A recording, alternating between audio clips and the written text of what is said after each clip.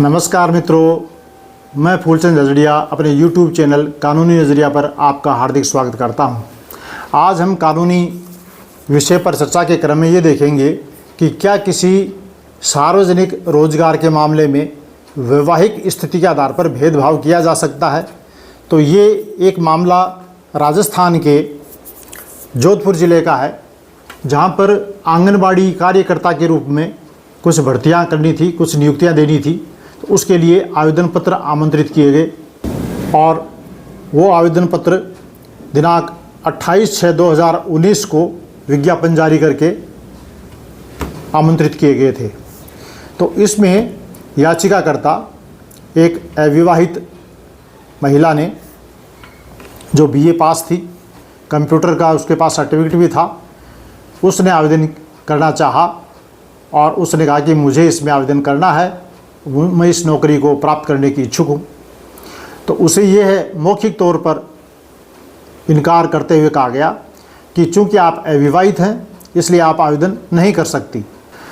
तो जब उसको मना कर दिया तो वो क्या करती, तो उसने दिनांक 23/7/2019 को स्पीड पोस्ट से, डाक से आवेदन पत्र भेज दिया और उसके 2 दिन बाद ही 25 जुलाई 2019 को ऑनरेबल राजस्थान हाई कोर्ट में रिट याचिका प्रस्तुत की और ये कहा कि वैवाहिक स्थिति के आधार पर भेदभाव किया जा रहा है और मुझे आवेदन नहीं करने दिया जा रहा है, मात्र इस कारण से क्योंकि मैं विवाहित नहीं हूँ।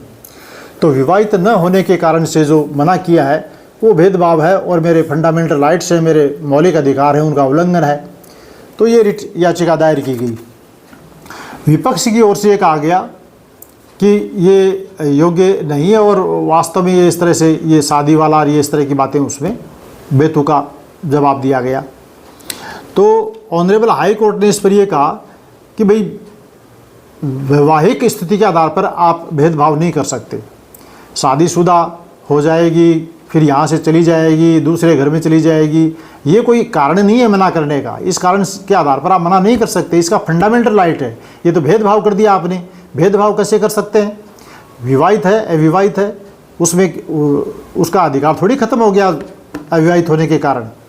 तो अविवाहित है तब भी वह आवेदन करने के लिए पात्र है और इस प्रकार से उसको मना करना उसके मौलिक अधिकारों का उल्लंघन है। भारतीय संविधान के अनुच्छेद 14 और अनुच्छेद 16 का स्पष्ट उल्लंघन है और न केवल इनका उल्लंघन है बल्कि महिला की गरिमा पर भी आघात है। इस तरह से कहना, मान लो उसको शादी करनी नहीं है या कोई शादीशुदा है और उसकी भर्ती कर ली, कल को उसका तलाक हो गया, ये कोई कारण थोड़ी है, ये कोई आधार नहीं है। ये इस तरह का तर्क कतई चलने योग्य नहीं है। तो ऑनरेबल राजस्थान हाई कोर्ट ने कहा कि ये मौलिक अधिकारों का उल्लंघन भी है और इस महिला की गरिमा पर आघात भी हुआ है, इसलिए 4 सप्ताह के भीतर इसके आवेदन पर विचार करें और यदि ये अदरवाइज योग्य है तो इसको नियुक्ति भी दें। तो इस प्रकार मैंने आपको ये समझाने की कोशिश की है कि भेदभाव मौलिक अधिकारों का उल्लंघन करता है, चाहे वो भेदभाव किसी भी प्रकार का हो। वैवाहिक स्थिति के आधार पर भी भेदभाव नहीं किया जा सकता और यदि ऐसा कोई करता है तो वो गैरकानूनी है, असंवैधानिक है। वीडियो आपको अच्छा लगा हो तो आप इसे लाइक कीजिए, शेयर कीजिए और सब्सक्राइब कीजिए। बहुत बहुत धन्यवाद। नमस्कार।